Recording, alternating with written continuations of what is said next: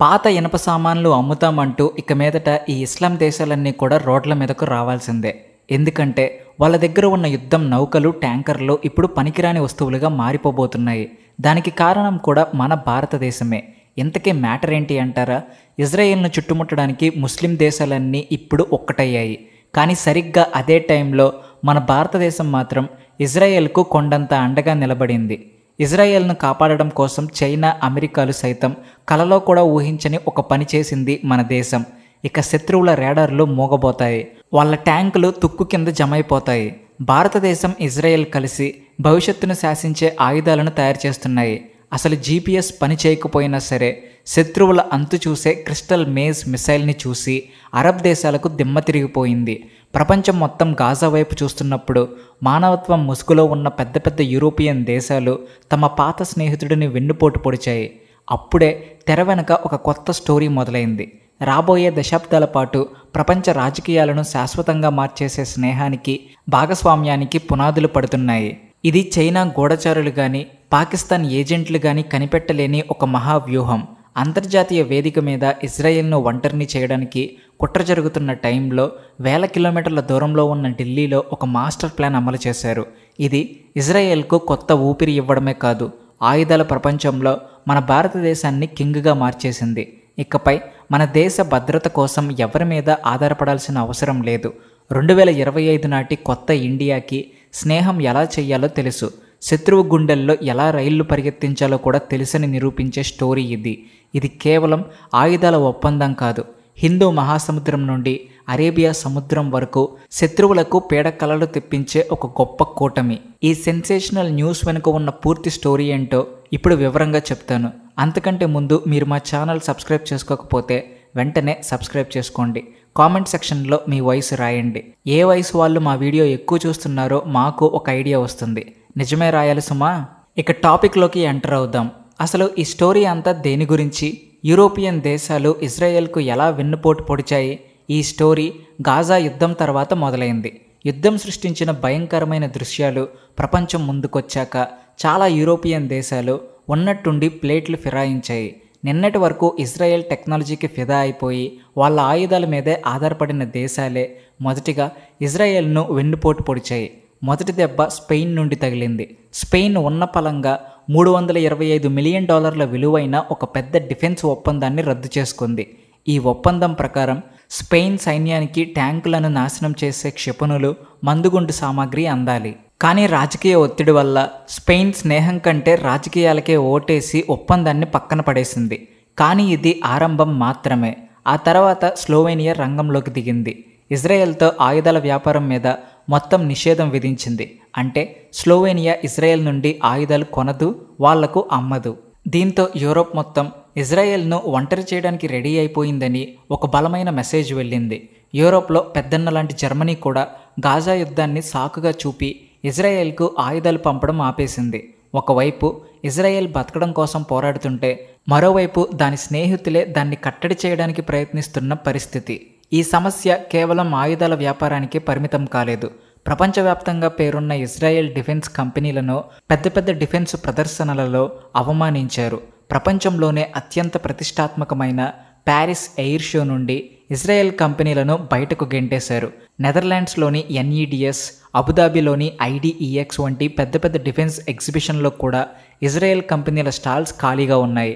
ఇదంతా ఇజ్రాయెల్ ఆర్థిక వ్యవస్థను, డిఫెన్స్ సెక్టార్ని దెబ్బతీయడానికి పక్కా ప్లాన్తో చేసిన కుట్ర. ప్రపంచవ్యాప్తంగా ఇజ్రాయెల్ను ఒక అంటరాని దేశంగా, ఎవరు దానితో నిలబడడానికి ఇష్టపడని దేశంగా ఒక వాతావరణం క్రియేట్ చేశారు. కానీ ఈ పెద్ద దేశాలన్నీ ఇజ్రాయెల్కు వెన్ను చూపుతున్నప్పుడు ఒక నిజమైన స్నేహితుడు దానికి అండగా నిలిచాడు. ఆ స్నేహితుడే మన భారతదేశం. డిప్లొమసీ అంటే కేవలం లాభ నష్టాలు చూసుకోవడం కాదని, విలువలు, స్నేహం కూడా ముఖ్యమని భారతదేశం ప్రపంచానికి చూపించింది. యూరోప్ దేశాలు ఇజ్రాయెల్ కోసం తలుపులు మూసేస్తుంటే న్యూఢిల్లీ మాత్రం స్నేహం, వ్యాపారం రెండిటి తలుపులను బార్లా తెరిచింది. ఆ తర్వాత బయటకొచ్చిన లెక్కలు చూసి ప్రపంచవ్యాప్తంగా ఉన్న డిఫెన్స్ ఎక్స్పర్ట్స్ షాక్ అయ్యారు. ప్రపంచ ఆయుధాల వ్యాపారాన్ని పర్యవేక్షించే Stockholm international peace research institute SIPRI ఒక రిపోర్ట్లో ఒక ఇంపార్టెంట్ విషయాన్ని బయటపెట్టింది. ఆ రిపోర్టు ప్రకారం 2020 నుండి 2024 మధ్య ఇజ్రాయెల్ ప్రపంచానికి అమ్మిన మొత్తం ఆయుధాలలో ఏకంగా 34% ఒక్క మన భారతదేశమే కొనుగోలు చేసింది. అవును, ఈ 34% అనే నెంబర్ భారతదేశాన్ని ఇజ్రాయెల్కు అతిపెద్ద రక్షణ మార్కెట్గా మార్చేసింది. అన్ని వైపుల నుండి ఆర్థికంగా దాడి జరుగుతున్న టైంలో ఇది ఇజ్రాయెల్కు ప్రాణం పోసినట్టయింది. భారతదేశం కేవలం ఆయుధాలు కొనడమే కాదు, రికార్డు స్థాయిలో కొనుగోలు చేసింది. ఇజ్రాయెల్ రక్షణ మంత్రిత్వ శాఖ లెక్కలే ఈ స్నేహానికి సాక్ష్యం. ఎన్నో సస్పెన్షన్ శాంక్షన్లో ఉన్నా సరే 2024లో ఇజ్రాయెల్ డిఫెన్స్ ఎగుమతులు రికార్డు స్థాయిలో $14.8 బిలియన్ చేరుకున్నాయి. ఇది ఒక హిస్టారికల్ నెంబర్. ఈ రికార్డు సృష్టించడంలో మన దేశం కీలక పాత్ర పోషించింది. ఎవరి బెదిరింపులకు లొంగి తన విదేశాంగ విధానాన్ని, జాతీయ ప్రయోజనాలను వదులుకోదని భారతదేశం ప్రపంచానికి ఒక గట్టి సందేశం పంపించింది. ఇంతలో పాకిస్తాన్ నిద్ర చెడగొట్టే మరో పెద్ద వార్త వచ్చింది. భారత వైమానిక దళం ఇజ్రాయెల్ నుండి మరిన్ని హెరాన్ డ్రోన్లను కొనాలని నిర్ణయించింది. ఇదే హెరాన్ డ్రోన్ ఒక ఆపరేషన్ టైంలో లాహోర్లో ఉన్న పాకిస్తాన్ చైనా రేడార్ను జామ్ చేయడమే కాదు, దాన్ని పూర్తిగా నాశనం చేసింది. ఇప్పుడు భారతదేశానికి రాబోతున్న కొత్త హెరాన్ డ్రోన్లు మరింత డేంజరస్. వాటికి గాలిలో నుండి ప్రయోగించే స్పైక్ యాంటీ ట్యాంక్ క్షిపణులను అమరుస్తారు. అంటే ఇప్పుడు మన డ్రోన్లు కేవలం నిఘా పెట్టడమే కాదు, గాల్లో నుండే శత్రువుల ట్యాంకులను, బంకర్లను శ్మశానాలుగా మార్చేస్తాయి. భారతదేశం తీసుకున్న ఈ నిర్ణయం కేవలం ఒక రక్షణ ఒప్పందం కాదు. ఇండియా ఇజ్రాయెల్ స్నేహం ఇప్పుడు మునుపటి కంటే చాలా లోతైనదని, వ్యూహాత్మకమైనదని ప్రపంచానికి చేసిన ప్రకటన. కానీ ఈ స్టోరీ కేవలం ఆయుధాలు కొనడంతోనే ఆగలేదు. 2025 నాటి కొత్త భారతదేశం ఆలోచన విధానం వేరు.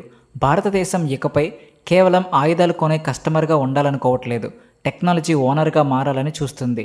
ఇక్కడే ఇండియా ఇజ్రాయెల్ భాగస్వామ్యం కొత్త స్థాయికి చేరుకుంది.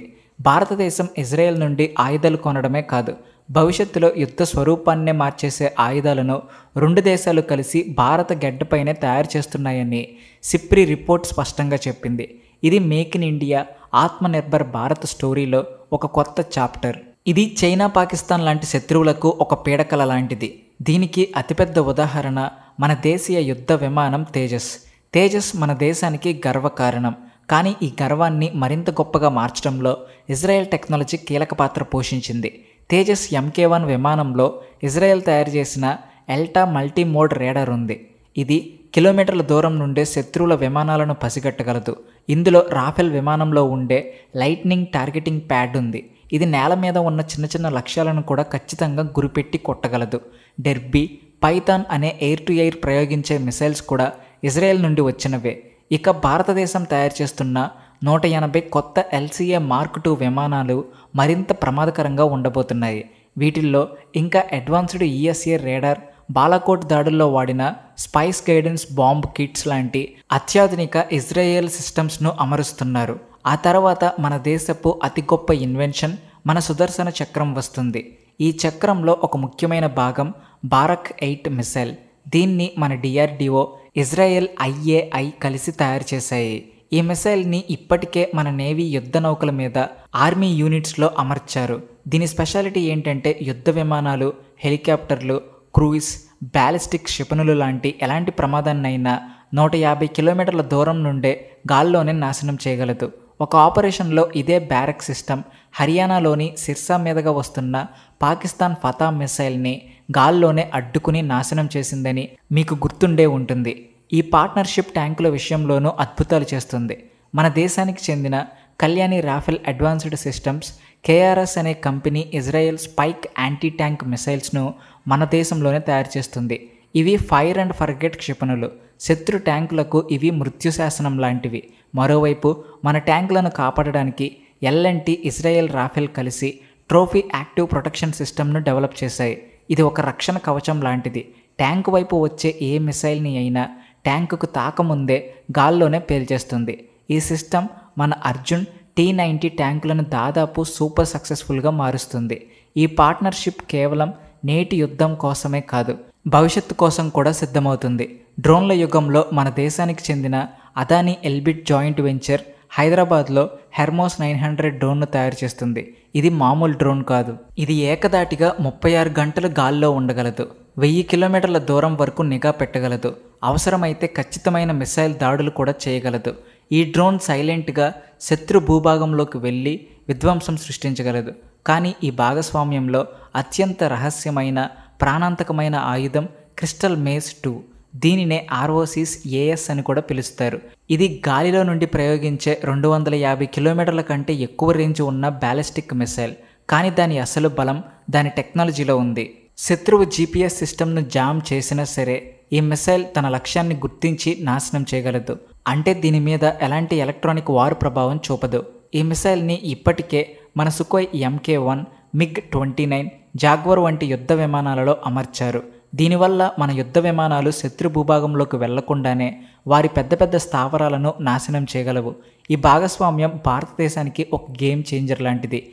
యూరోపియన్, గల్ఫ్ దేశాల బహిష్కరణ వల్ల ఇజ్రాయెల్ కంపెనీలు మన దేశంపై మరింత ఆధారపడేలా చేసింది. ఈ అవకాశాన్ని ఉపయోగించుకుని భారతదేశం తన రక్షణ టెక్నాలజీని మోడర్న్గా చేసుకుంటూ సెల్ఫ్ డిపెండెన్స్ని సాధిస్తుంది. ఈ ఆయుధాలు మనకు పాకిస్తాన్పై తిరుగులేని కంట్రోల్ని ఇవ్వడమే కాకుండా హిందూ మహాసముద్రంలో చైనాను ఎదుర్కోవడానికి ఒక సీక్రెట్ పవర్ఫుల్ శక్తిని అందిస్తాయి. రోజురోజుకి వరల్డ్ పాలిటిక్స్ మారుతున్న ఈ టైంలో ఏ దేశం ఎవరినీ నమ్మలేని పరిస్థితుల్లో ఇజ్రాయెల్ లాంటి ఒక నిజమైన నమ్మకమైన స్నేహితుడు ఉండడం చాలా ముఖ్యం. ఇది మన దేశ జాతీయ భద్రతకు ఒక బలమైన శక్తి. అవునంటారా లేక కాదంటారా? మీ అభిప్రాయాన్ని కామెంట్ సెక్షన్లో రాయండి. అలాగే వీడియో నచ్చితే please like and share and also thanks for watching.